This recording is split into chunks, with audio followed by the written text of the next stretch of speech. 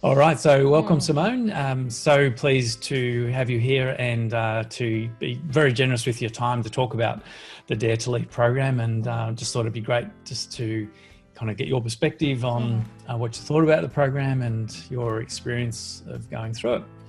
Thanks, so welcome. Phil. Thanks, Phil. Great to be here. Delighted to be here. Excellent. Talk about this program. So I thought, just by way of kicking off, could you just tell me a little bit about your role, please, and Sure. what that's about? Absolutely. So I work for an education company called Pearson. It's a global organisation, and my role with Pearson is Asia Pacific wide. So I really have a kind of a view of the geography across Asia, 13 countries in Asia, but I also have a reporting line through to an international markets HR sort of organisations. So a typical multinational matrixed organisation with many different stakeholders. Yeah, and not a small company either, 20,000 plus, I think you're saying. Yes, indeed. Yeah, very, very strong. One of the largest organisational education companies in the world. Amazing. Yeah, very, very strong. But it's diversified over time. Pearson used to own Penguin Books. Oh, okay. Are you familiar with the Penguin brands? Yes. Financial Times. So it's had many different sort of strategies around business units that it's held in the past, and now we're purely focused on education. Excellent. Yeah. So it sounds like it is an iconic company, and one it feels like I've kind of grown up with, almost, at least as a young adult. Pearson is kind of one of those names that just kept coming up. So yes, if you've ever done any study, hopefully you have heard of Pearson. Yes. Because we do spend a lot of time in higher education. Yeah. And schools. Excellent. So thinking about Dare to Lead and what this kind of conversation is about, I guess I'm interested in, why did you want to do the Dare to Lead program with the Leadership Sphere in the first place? What was the attraction for you? Well, obviously, I think I'm familiar with Brené Brown's work, and a number of my colleagues and I actually went to see her last year when she was out in Australia through the Growth Faculty. And I think we're an organisation, and currently in my role, obviously we're thinking about how do we humanise our workplace at the same time that we embrace all of the AI and technology and all of the opportunity that brings to modernise, our workplace and drive value. So we have this natural tension between human and technology. And so in my role, I'm really always thinking about that interconnectedness between the two, but particularly about how do you drive a human experience. And so I think Brené's work really talks to that question for me. And we have a little bit of a mantra, it's people, customer, and results, and really thinking about building our leadership capability. And I think her work is very strong in this area. So that was one of the reasons that I sort of was driven to Dare to Lead. And I've picked up a couple of her books. We love her videos. Yeah, they're fantastic. Her unique videos. Yeah. And I think it's her authentic kind of delivery of those topics that really made me think, okay, well, let's really understand this in a lot more detail. And I think what attracted me about her work in the first place, and I've been following her work for several years now, and obviously then we got certified last year to run the course, but is, as you say, her presentation style and the storytelling, her research and the robustness of that, and then the focus on leadership. And for me, it's a really nice way to frame it, the human, humanising the workplace, but with AI, it's such a new frontier as well, isn't it? And how do you, I think it's so many unknowns for companies globally about how do you kind of blend those two things together. Absolutely. And how do you get the best out of both? Because, we have a dominance at the moment of our workplaces. Obviously everyone is digitally transforming. Yeah. So, but I think it's also, we've got a human transform as well at the same time. So I think her work sort of speaks to that piece for me. Yeah. Anyway. Yeah. Excellent. Thank you. So I guess I'm curious as to what your experience was like, and what was it like being part of the program? What were some of the things you maybe took away from it, and kind of what differences it made to you in your role? Yeah, absolutely. So the experience of the program was really, really strong. I mean, I loved we had a sort of a weekly cadence. The way that the program is structured, where you read a chapter and you read it sort of deeply and focused, and then you come back and you pull that apart and sort of talk about it. What does it mean for you? So in terms of thinking about how adults learn, I think it was chunked nicely. It was a good pre-read experience in the moment and some post-work as well. So I really liked the design, the online feature. I think it was a place where we look forward to every week to come and learn from other people's experience. The cohort were very diverse from different backgrounds, and that actually gave the richness to the conversation and the discussion. So I felt that having a diverse peer-to-peer learning group was also one of the really strong features of the course, and hearing other people's experiences that are, while they're different, they're very similar. So that's what I really loved about the program. I think the experience, the diverse teams, the facilitation, I have to say that. You have to say that. You're speaking to one of them. Yeah, absolutely. But diverse team of facilitators, the enthusiasm and the depth of knowledge, and the skill in having to bring a diverse group together with different contexts and backgrounds and experiences.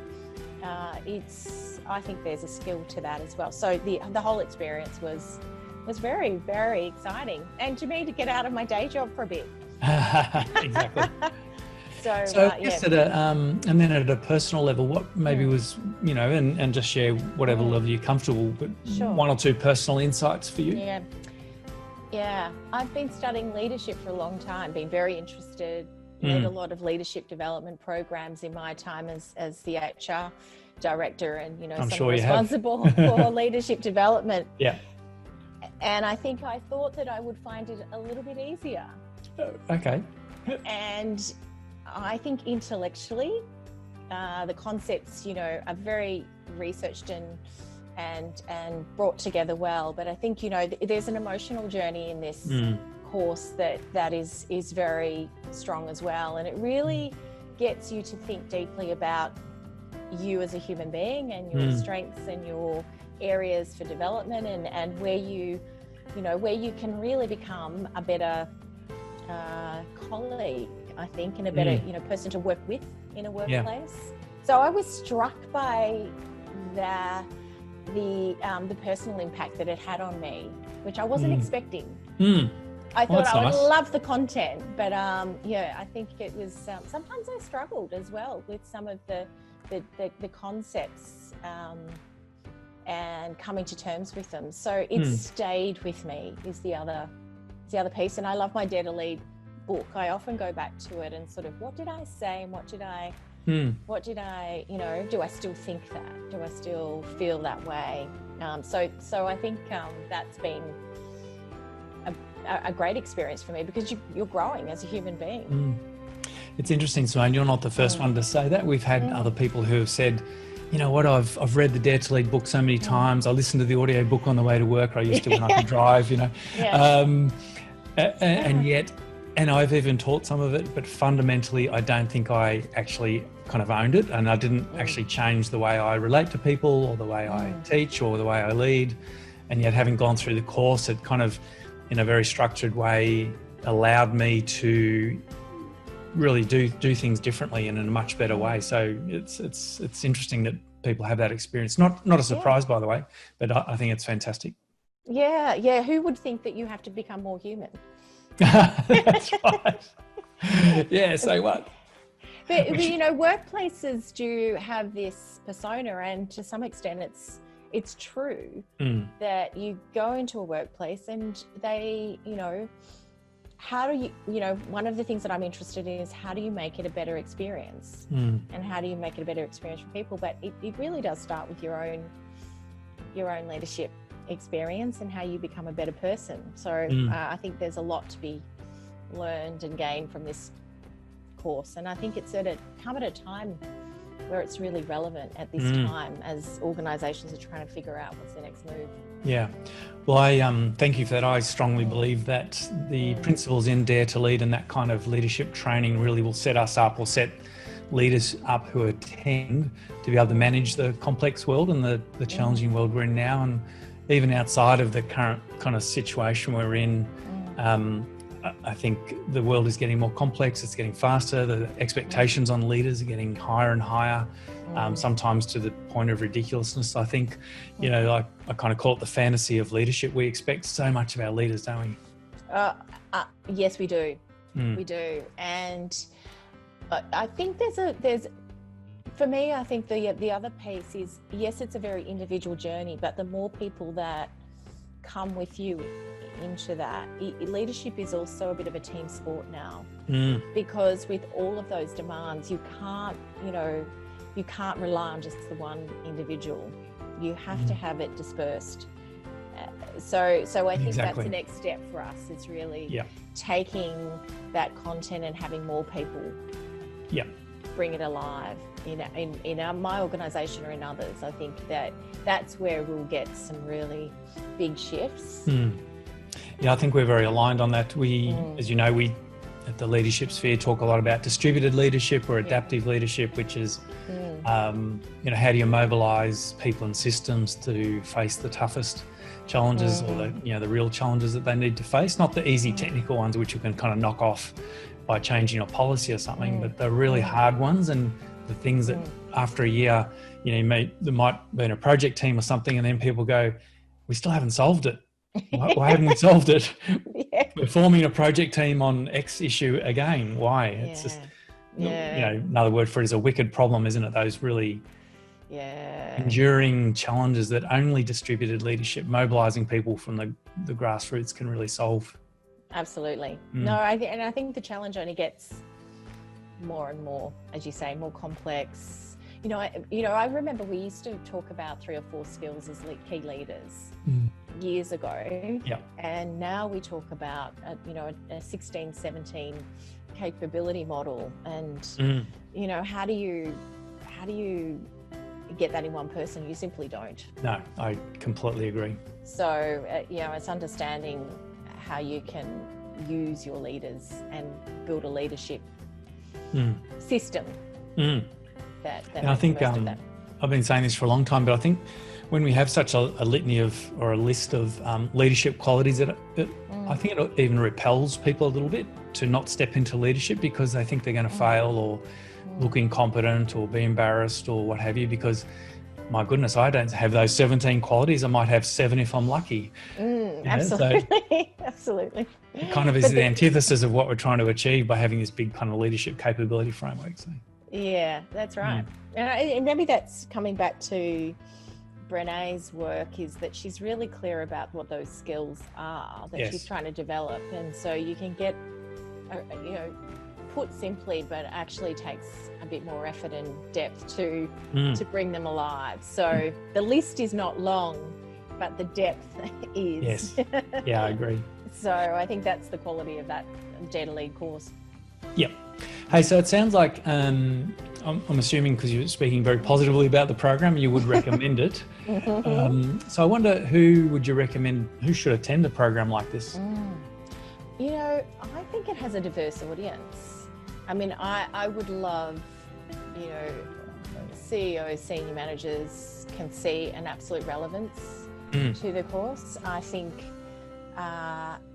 the other thing is I'm running a international group at the moment of rising stars, and I can see that if we bring these leadership qualities early into someone's career, then that gives them a bit more time to develop and maintain that focus on being human. So honestly, I can see it very relevant to a number of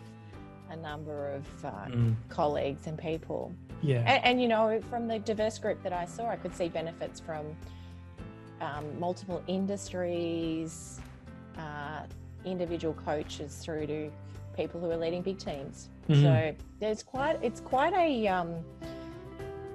I think it has appeal across a broad range of audiences. Yeah, I do too, by the way. And I was speaking with someone only yesterday about this work, and I know Brené has a really strong focus on this in the education sector. And for me, kids, right?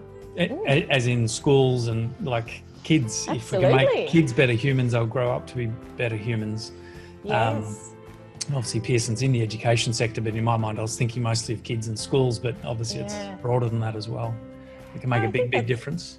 Absolutely. And, you know, I mean, I love her braving model. That's probably one of my favorite takeouts. And, you know, so early in our education, we tend to get into that very strong sort of judgment space. Yeah. And I love the generosity that, you know, there's certain things that are very appealing to me, and the experiences that can bring. And I do a lot of work with our ABLE group, disability group. And so I think there's a real, you know, a real ability to bring out those strengths in kids who are a bit different too. Oh, lovely. So yeah, I 100% agree. I think it's quite a broad population, and even the program you're part of, as you say, you know, there's elite athletes, there was people from lots of different industries and sectors, aviation, you know, pilots, all sorts of people on the course, including a whole bunch of coaches and consultants like me. And without fail, every single one of them has given me feedback to say, wow, I unexpectedly got a lot from that. I didn't expect to be challenged. I didn't expect to get the learnings and the kind of self-awareness that I did, because I've been doing this for 2 decades or what have you, which is really nice. It says something about the robustness of the content and the process, I think. Absolutely. I think so too. Fantastic, Simone. Hey, is there anything else you wanted to add before we start to wrap up? I think talking about generosity, you've been extremely generous with your time and your thoughts. I've really appreciated it. But any kind of final comments or anything else you'd like to say? I think there's a lot you can do to build on Dare to Lead, and I know that Brené's constantly writing new books and thinking about different topics along the way. And so I think the only thing I would say is the Dare to Lead alumni and just keeping in touch with any developments along the way would be a great addition to this experience, because creating the community, you can create the community just as much as others can in organisations. So I love the fact that you have created it on LinkedIn. So I recommend people look at that community, because it keeps you in touch with how it connects with, you know, and how it keeps you up to date and keeps you fresh and thinking about it. So there's a bit of an announcement there, which Program 1 will hear about this soon, but we have actually developed an online community hub. So it's actually separate to LinkedIn, but it's basically it's like an online course effectively. So we have a container now for all of the videos, resources, recordings, links, conversations within the actual community hub. And so the current program that's running is the first course to be on it, and they're loving it. I just got off a call to one of them saying, I love the community hub. I was a bit skeptical. I'm not another online forum, but they're saying that, you know, having all the content and then the community section all part of it. So alumni such as yourself will get an invitation probably this week, I think, to also join. We've actually crafted Program 1, so your program, we've actually sequenced that and put all the recordings in there, and you'll have access to that. So that's something your group doesn't know much about yet. But no. Well, that's the piece that I think keeps it alive. Yes, exactly. Yeah. So fantastic. Thank you so much, Phil. Oh, thank you, Simone. I really appreciate your time. Stop the recording yet. Are we off now? We are now. Good. I hope that's fine. You don't do bloopers or something, but yeah.